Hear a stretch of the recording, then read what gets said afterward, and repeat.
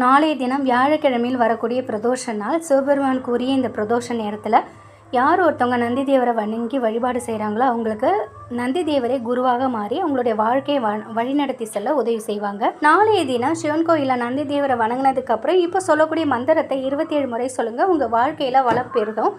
நந்திகேசி மகாயாக சிவதயா நபராயண கௌரி சங்கரேஷ வர்த்தம் அனுகிரகம் தாதுமா ஹச. இதை நான் டிஸ்கிரிப்ஷனில் எழுதுகிறேன்.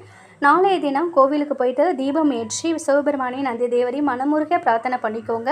நாளைய தினம் முடிந்தாக்கா நீங்கள் இந்த கொண்டக்கல்லை வெள்ளையோ அல்லது கருப்பு கொண்டக்கல்லையோ வேக வச்சு சுண்டல் மாதிரி பண்ணி எடுத்துக்கொண்டு போய் அங்கே வரக்கூடிய பக்தர்களுக்கு நாளைய தினம் கொடுங்க.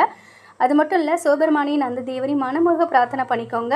ஈசனின் பஞ்சாட்சர மந்திரமான ஓம் நம சிவாய மந்திரத்தையும் நீங்கள் நாளைய தினம் சொல்லலாம். ஒரு திசை நடக்கிறவங்க, படிப்பில் ஆர்வம் இல்லாத குழந்தைங்க, திருமணம் ஆகாதவங்க கண்டிப்பாக நாளைய தினம் போய் நந்தி தேவரை வணங்குங்க.